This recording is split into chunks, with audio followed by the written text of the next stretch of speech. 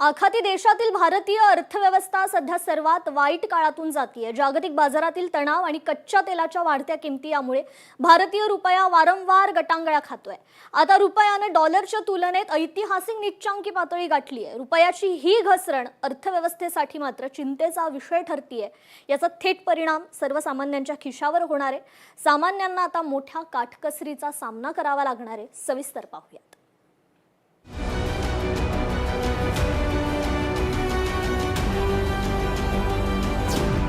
भारतीय रुपयाची विक्रमी घसरण, देशातील मध्यमवर्गीयांसाठी धोक्याची घंटा।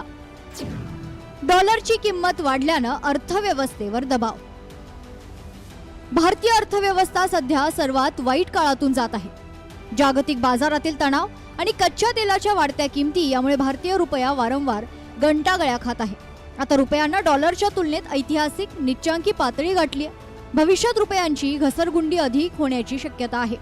रुपयाची ही घसरण अर्थव्यवस्थेसाठी चिंतेचा विषय ठरत असून याचा थेट परिणाम सर्वसामान्यांच्या खिशावर होणार आहे। इंधन टंचाईमुळे इंधनाची दरवाढ होण्यास सुरुवात झाली असून त्याचा फटका आता जीवनावश्यक वस्तूंच्या किमतीवर होण्याची दाट शक्यता आहे।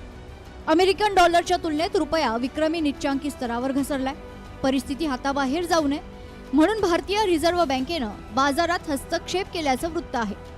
सध्या रुपया घसरणीनंतर स्थिरावला असला तरी गेल्या काही महिन्यात रुपयानं गंटागळ्या खाल्ल्यानं भारतीय अर्थव्यवस्थेला पोषक वातावरण नाहीये।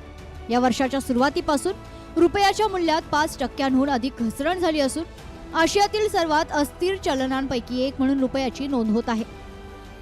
जगातील 20% ऊर्जा पुरवठा जो हॉर्मुझच्या सामुद्रधुनीतून होतो तो मार्ग सध्या जवळपास बंद आहे। भारत आपल्या गरजेच्या 80% कच्चे तेल आयात करतो, त्यामुळे या पुरवठा साखळीतील अडथळ्याचा रुपयावर मोठा दबाव येत आहे। त्याचा परिणाम अर्थव्यवस्थेवर होतोय। जागतिक बाजारात ब्रेंट क्रूडचे दर प्रति बॅरल $160 जवळ पोहोचले। भारत हा खनिज तेलाचा मोठा आयातदार असल्यानं वाढत्या किमतींमुळे भारताचे आयात बिल वाढत आहे।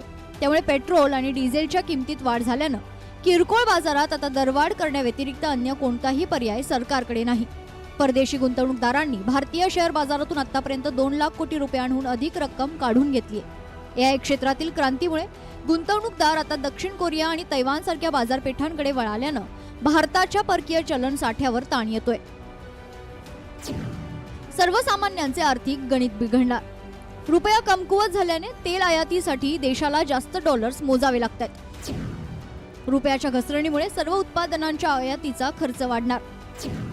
पेट्रोल आणि डिझेलच्या किमती आणखी वाढण्याची दाट शक्यता आहे। खाद्यतेलाच्या किमती वाढण्याची शक्यता आहे। इंधन महागले की माल वाहतुकीचा खर्च वाढल्याने जीवनावश्यक वस्तूंची दरवाढ होणार। परदेशात शिक्षण घेणाऱ्या विद्यार्थ्यांच्या फी आणि राहण्याच्या खर्चात वाढ होणार। मोबाईल, लॅपटॉप, टीव्ही आणि इतर इलेक्ट्रॉनिक उपकरणांचे सुट्ट्या भागांच्या किमती वाढणार। महागाईवर नियंत्रण मिळवण्यासाठी भारतीय रिझर्व्ह बँक व्याजदरात वाढ करण्याची शक्यता। व्याजदर वाढले तर गृहकर्ज, कार लोन किंवा पर्सनल लोनचा EMI वाढणार।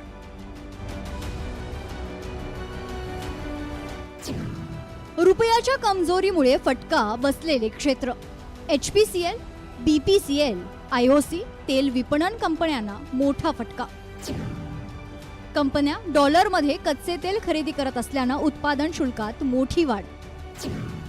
विमान टर्बाइन इंधनाची किंमत डॉलरमध्ये असल्यानं त्याचा हवाई सेवेवर परिणाम। कमकुवत रुपयामुळे विमान कंपन्यांच्या खर्च रचनेवर प्रतिकूल परिणाम। आंतरराष्ट्रीय स्तरावर कच्चा माल घेणाऱ्या कंपन्यांवर मोठा परिणाम। वाढलेल्या उत्पादन खर्चाचा अतिरिक्त भार ग्राहकांवर टाकला जाण्याची शक्यता। रुपयाची घसरण ही देशाच्या आर्थिक व्यवस्थापनाची परीक्षा आहे, ज्यामध्ये अनेक आव्हानं आहेत। कच्च्या तेलाच्या आयातीवर अवलंबून राहणं आणि जागतिक बाजारातील अस्थिरता याला कारणीभूत आहे। मात्र मोठ्या विदेशी मुद्रा साठ्यामुळे आणि वाढत्या सेवा निर्यातीमुळे भारतीय अर्थव्यवस्था या परिस्थितीचा सामना करण्यास सध्या सक्षम असली तरी त्यावर आत्ताच धोरणात्मक निर्णय घेणं आवश्यक आहे। अन्यथा ही परिस्थिती हाताबाहेर जाण्यास वेळ लागणार नाही। ब्युरो रिपोर्ट, लोकशाही मराठी, मुंबई। वळूयात पुढल्या बातमी